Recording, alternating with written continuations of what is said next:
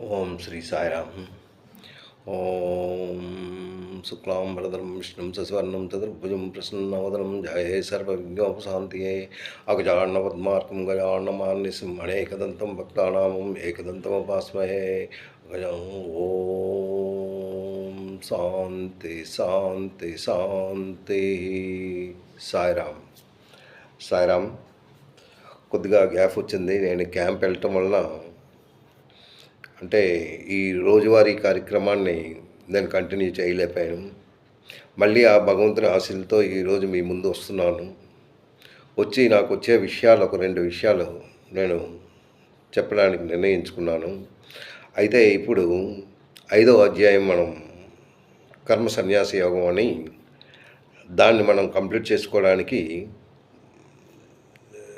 Just ఒక్కొక్క శ్లోకాన్ని మనం ముందుకు పోనిస్తున్నాం. అంటే ఆ పరమాత్ముడు దాని గురించి ఏం చెప్తున్నాడు, మనం ఏంటి అర్థం చేసుకున్నాం, దాని గురించే మనం ఇప్పుడు ఇది నడుస్తూ ఉంది. అయితే ఇది ఎన్ని శ్లోకాలు అంటే 25 శ్లోకాల వరకు మనం చెప్పించుకున్నాం. 26వ శ్లోకం ఈరోజు. రోజుకు ఒక శ్లోకం. అయితే ఈ శ్లోకంలో భగవంతుడు ఏం చెప్పాడు, 25వ శ్లోకంలో ఏం చెప్పాడు, ఈ శ్లోకంలో ఏం చెప్తున్నాడు అన్నది మనం కొద్దిగా అర్థం చేసుకొని మనం ముందుకెళ్దాం. అయితే 25వ శ్లోకంలో ఆయన ఏం చెప్పంటే, లభంతే బ్రహ్మ నిర్వాణం ఋషిహ్యేన కల్మష చిన్నద్వైత యథాత్మానం సర్వభూతాహితే రాతః అన్నాడు. చూడండి, లభంతే బ్రహ్మ నిర్మాణం అంటున్నాడు. ఏంటి లభంతే? లభంతే అన్నదానికి ఏంటి లభంతే అంటే, ఏదైనా మనం ఒక విషయం, ఏదైనా మనం ఒక కర్మ చేసామనుకో, లేదో ఏదో ఒక పని చేసాం, ఏదైనా ఒక విషయంలో ఒక మన ఆలోచనతో ఒక పని చేస్తే ఆ పని మన ఆలోచనకు వస్తుంది. ఎప్పుడైతే మైండ్లోకి వస్తుందో ఆ పని చేయాలనిపిస్తుంది. మనం పలానా దగ్గరికి వెళ్తాము అంటే ఊరికనే వెళ్ళాం కదా. If there is a profit then only we will go. So ఏంటి మనం ఇప్పుడు ఏం చేస్తున్నాము? ఈ శ్లోకాలు చదువుకుంటున్నాము. ఈ శ్లోకాలు చదువుకుంటూ ఏదో మనం వింటున్నాము. Is there any benefit for this one అనేసి మనం ఆలోచించుకుంటే ఎస్, మనకు చాలా పెద్ద బెనిఫిటే ఉంది. ఏంటి బెనిఫిట్ అంటే, మనకి అన్నిటికన్నా ముఖ్యమైనది ఏంటంటే జ్ఞానం. ఆ జ్ఞానాన్నే మనం తీసుకోవాలి. జ్ఞానం అంటే ఏంటి, ఏది తప్పు, ఏది ఒప్పు. మనం మనం కర్మలు చేయక తప్పదు. ఏ కర్మ అయినా చేయాలి. ఆ కర్మ చేసే ముందు జస్ట్ యూ షుడ్ థింక్.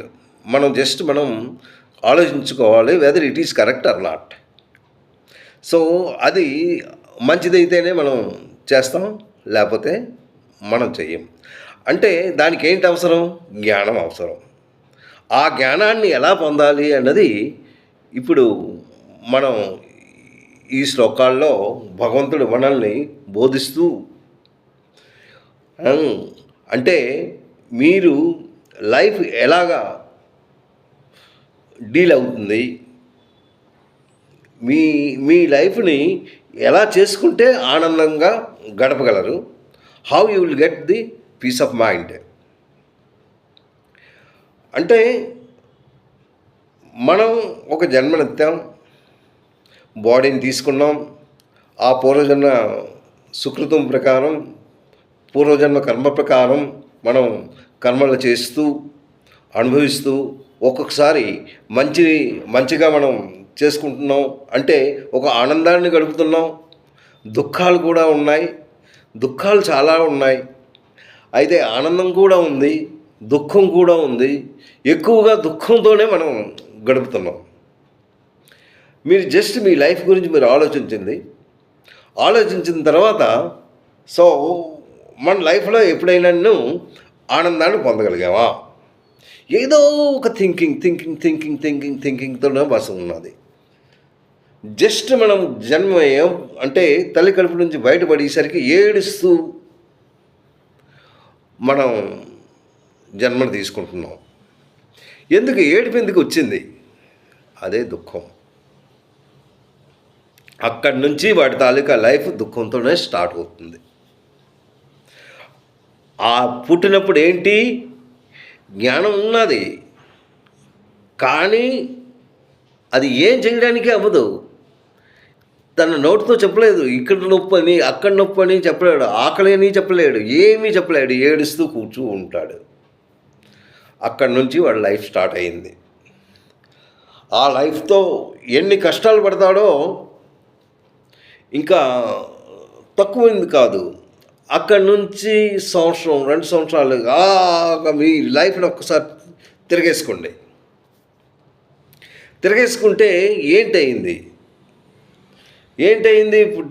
పుట్టిన తర్వాత ఏదో ఆ తల్లిదండ్రులు చెప్పిన విషయాలు ఇన్ కేసు మన దీన్ని బట్టి మనం వినకపోతే వాళ్ళు 2 కొడుతూ ఉంటారు. ఒక మంచి రాష్ట్రాల్లో రావడానికి ఒక గురువుని చెప్తాడు. ఆ గురువు సేవలు చేస్తూ ఉండాలి. సేవలు చేస్తూ మన చదువుని ముందుకు పెట్టాలి. ఆ చదువు చక్కగా చదువుకుంటుండాలి, ఇంటి తాలూకా పనులు చేసుకుంటుండాలి, ఇవి చేసుకుంటుండాలి. ఆ తర్వాత అక్కడి నుంచి నీ లైఫ్ గురించి నువ్వు ఆలోచిస్తూ ఉండాలి. ఏంటి ఆలోచన అంటే, నా లైఫ్ ఎలా ఉంటుంది, నేనే కానీ ఇప్పుడు ఈ టైంలో నేను కష్టపడకపోతే ఫ్యూచర్లో నాకు మంచి ఉద్యోగం దొరకదు. నాకు మంచి ఉద్యోగం కావాలి అంటే నేను ఇప్పుడు కష్టపడి చదవాలి. కష్టపడితే కానీ ఇంకా అవ్వదు. అక్కడి నుంచి నీకు ఏంటి, కష్టపడి చదువుతున్నాడు, ర్యాంకులు రావట్లేదు. ఆ ర్యాంకుల కంటే వాడు ఎక్కువ అవుతున్నాడు. అయ్యో నాకెందుకు ఈ మార్క్స్ రాలేదు. ఇవి ఇంకా చింత.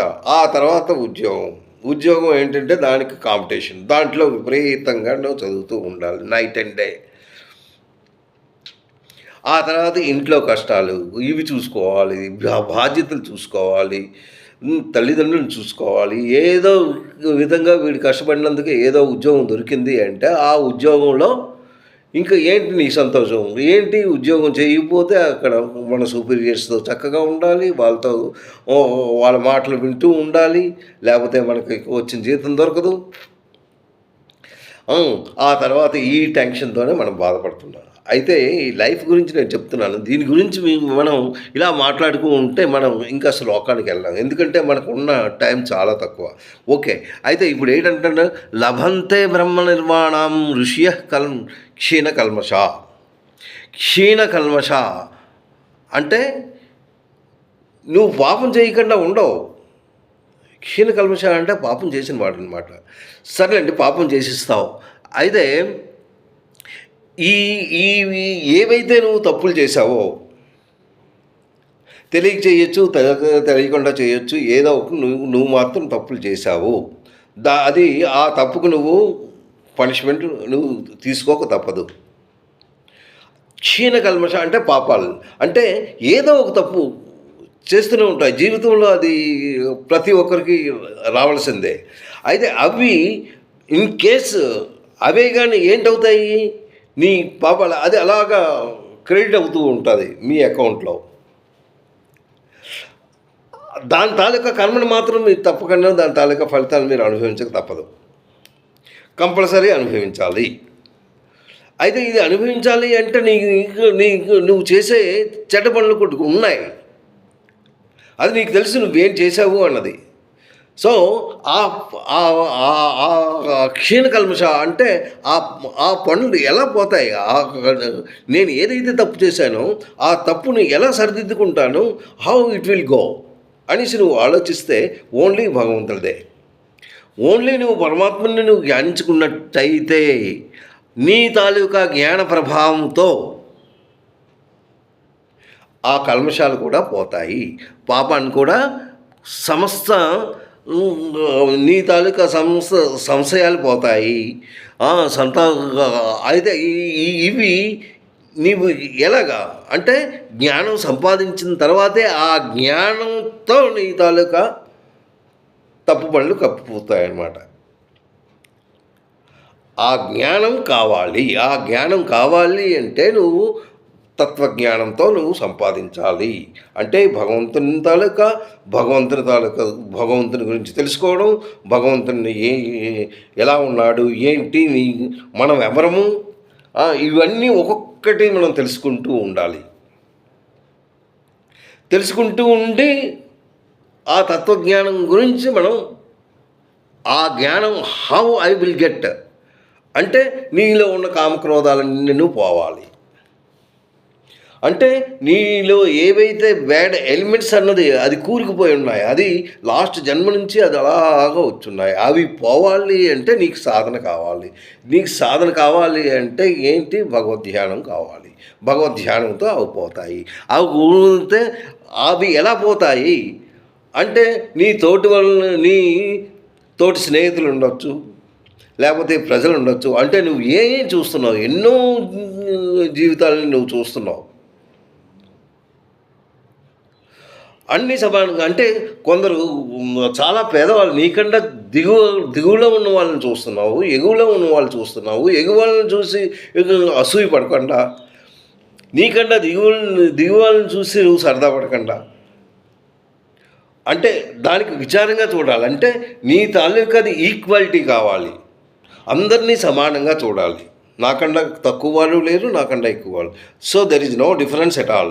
ఇప్పుడు ఎవడైతే కూలివాడు ఉన్నాడో వాడు నేను ఒకటే అన్న భావన నీ మైండ్లో రావాలి. నీకు మైండ్లో వచ్చినప్పుడు అప్పుడు నువ్వు ఒక మంచి మార్గంలోకి వెళ్తావు. అలాగే సకల జీవులు, ఓన్లీ ఒక మానవ జీవితమే కాదు, జంతువు ఇవి ఉన్నాయి, ఎన్నో ప్రాణులు ఉన్నాయి, ఈ పక్షులు ఉన్నాయి, జంతువులు ఉన్నాయి. ఇవన్నీ దాని తాలూకా ఏవైతే నివసిస్తున్నాయో ఇవన్నీ భగవంతుని తాలూకా ఆత్మను బట్టి అవి ఉంటున్నాయి అని నువ్వు ప్రతి దాంట్లో భగవంతుడు ఉన్నాడు అన్న భావన నీకు వచ్చినట్టయితే అన్ని నువ్వు సమానంగా నువ్వు చూసుకుంటావు. అప్పుడు నువ్వేంటంటే ఈ జీవహింసని నువ్వు దూరంగా ఉంచుకుంటావు అన్నమాట. అవి నువ్వు చేసినట్టయితేనే నీ మనస్సు పరమాత్మ యందు లగ్నం చేసుకొని ఆ పరమాత్మను నువ్వు తెచ్చుకోగలవు అంటున్నాడు లాస్ట్లో. అది లాస్ట్ శ్లోకం. అయితే ఈ శ్లోకంలో ఏం చెప్పాడు అన్నది మనం ఒకసారి తెలుసుకుంటాం. ఏంటంటున్నాడు చూడండి చాలా జాగ్రత్తగా, ఎందుకంటే ఈ శ్లోకం నేను ఇంతవరకు మీకు అర్థం అవ్వడానికి జస్ట్ ఇవన్నీ నేను చెప్పుకొచ్చాను. ఈ శ్లోకంలో ఏంటంటున్నాడు? కామక్రోధ వియుక్తానాం యతీనాం యతచేతసాం అభితో బ్రహ్మ నిర్వాణం వర్తతే విదితాత్మానం. చూడండి, కామక్రోధ వియుక్తానాం ఫస్ట్ స్టార్టింగ్. ఇది ఈ కామక్రోధ అన్నది ఏంటంటే ఇట్ ఈజ్ జాయింట్, ఇది మహాశత్రువు. అది లేకుండా ఎవడు ఉండడు. అంటే ప్రతి విషయానికి కోపం మాత్రం వచ్చేస్తుంటుంది, ప్రతి విషయానికి ఆశ అన్నది ఉన్నది. ఆశ లేకుండా ఉండుకోడు. కామం అంటే ఆశలు అవి కావాలి. క్రోధాలంటే ఒక చిన్న విషయానికి కోపం తెచ్చుకోవడం. ఈ రెండు ఉన్నాయే, ఈ రెండు అవి కంట్రోల్ చేసుకోమంటున్నాడు. కామక్రోధాలు ఇవి చేసుకున్నట్టయితే వియుక్తానాం అంటే ఏకంగా పూర్తిగా విడిచిపెట్టు. ఎందుకు ఇక్కడ అంటున్నాడు వియుక్తానాం అని? వియుక్తానం అంటే ముందు దానికి అసలు దగ్గరికి రానివ్వకూడదు అనేసి ఈ శ్లోకంలో చెప్తున్నాడు. అంతకు ముందు శ్లోకంలో 23వ శ్లోకంలో ఏంటంటున్నాడు? ఆ కామక్రోధాల తాలూకా వేగం తగ్గించుకోమంటున్నాడు. అది 23వ శ్లోకంలో. కామక్రోధాలు ప్రతి ఒక్కరు ఉంటాయి, కానీ దాని తాలూకా వేగాన్ని తగ్గించుకోండి. అంటే కొద్దిగా you should control your self. ఆ కంట్రోల్ చేసుకొని భగవద్ధ్యానంలో ఉంటూ దాన్ని మెల్లమెల్లగా దూరం చేసుకోండి అనేసి 23వ శ్లోకంలో ఆయన చెప్పడం జరిగింది. 29లో సోక్నోత హైవయం సోదం ప్రాక్ శరీర విమోక్షణాత్ కామక్రోధాచ్యమం వేగం నయుక్తం సుఖే నరహ అనేసి అందులో చెప్పాడు. అంటే ఆ వేగాన్ని అక్కడ సర్దుకోమని, అంటే నువ్వు కంట్రోల్ చేసుకో, అప్పుడు నువ్వు తత్వజ్ఞానంకి నువ్వు వెళ్ళగలవు, అందులో నువ్వు చేరుకోగలవు అనేసి అక్కడ చెప్తూ, ఇందులో మాత్రం ఏంటంటున్నాడు, ఆ క్రోమక్రోధ వియుక్తానం పూర్తిగా విడిచిపెట్టు. There is no question of వేగం తగ్గించుకోవడం కాదు, యూ షుడ్ లీవ్. ఇంకా ఏం మాత్రం కూడా నువ్వు వచ్చినన్ను అది నువ్వు దానికి చేరుకోలేవు అంటున్నావు. దేనికి? భగవతత్వాన్ని, ఆ తత్వజ్ఞానాన్ని, ఆ భగవంతులక జ్ఞానం నువ్వు దగ్గరికే నువ్వు వెళ్ళావు. ముందు దీన్ని కంట్రోల్ చేసుకో. దీన్ని కంట్రోల్ కాదు, there is no question of control, you should leave అనేసి ఇక్కడ చెప్తున్నాడు అనమాట. కామక్రోధ వియుక్తానాం యతీనాం. నీకు జ్ఞానం కావాలి అంటే ఏం చేస్తావు? యతచేతసాం. చూసారా, నీ మనస్సును నువ్వు కంట్రోల్ చేసుకో. యతచేతసాం అంటున్నాడు.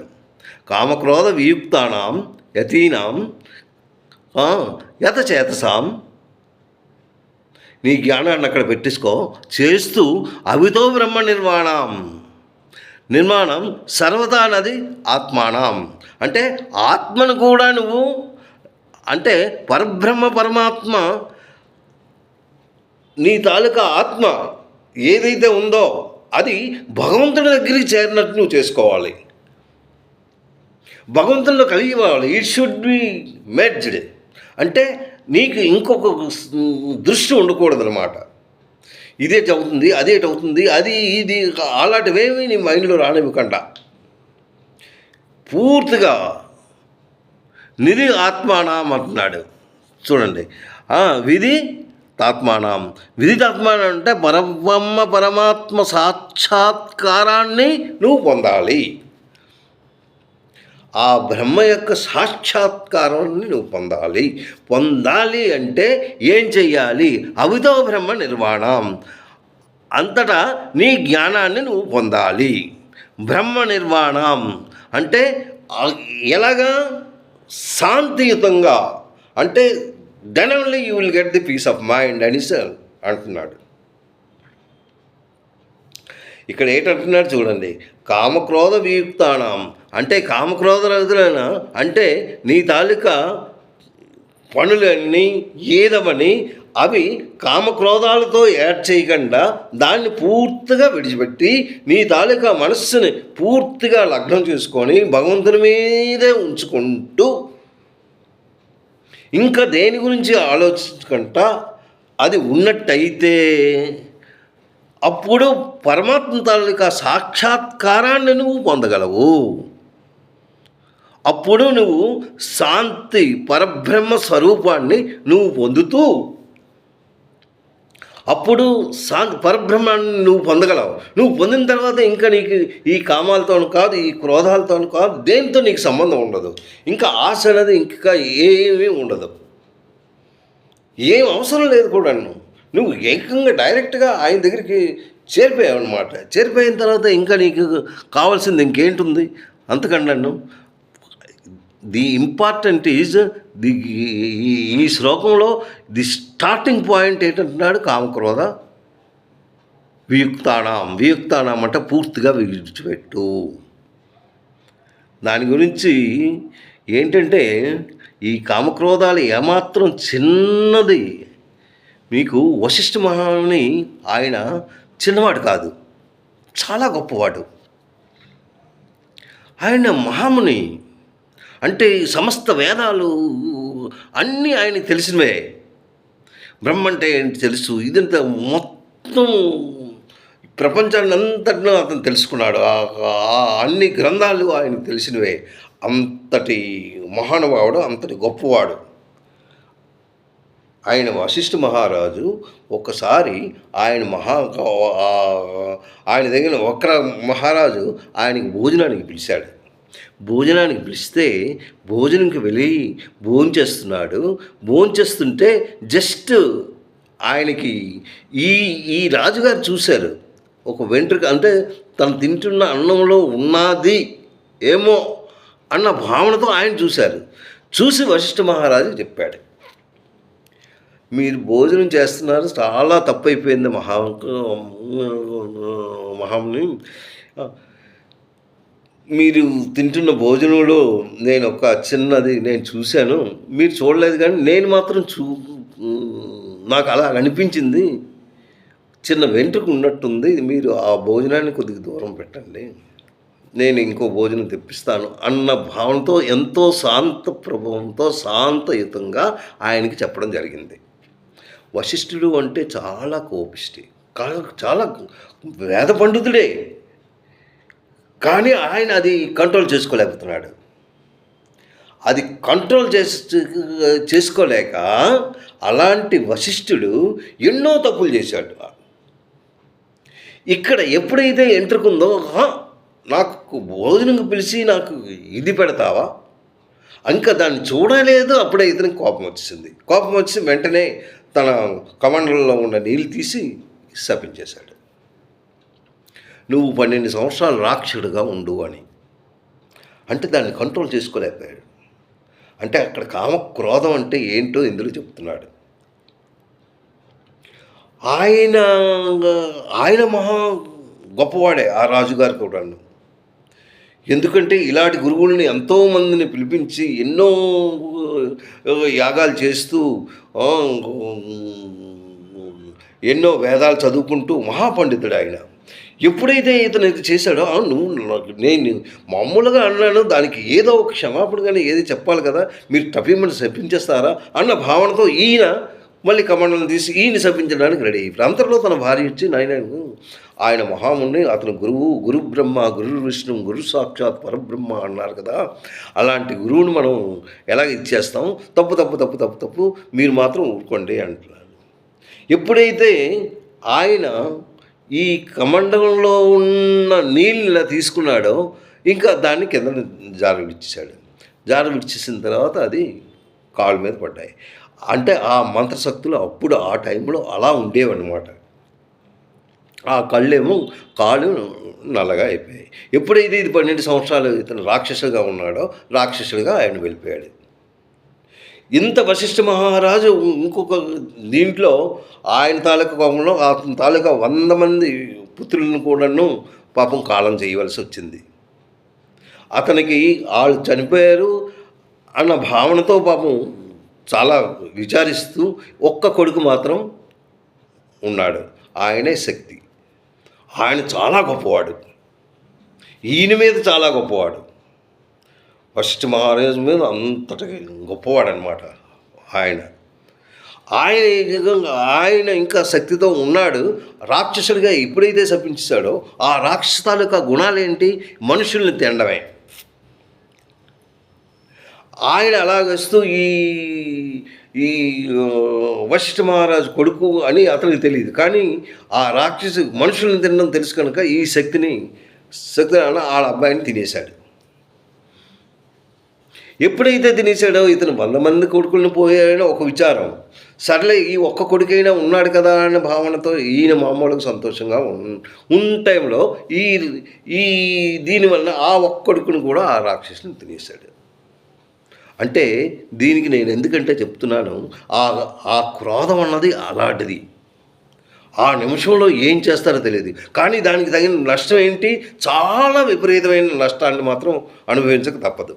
దానివలన నష్టమే కానీ లాభం మాత్రం కాదు. అందు గురించి దాన్ని పూర్తిగా త్యజించు అంటున్నాడు.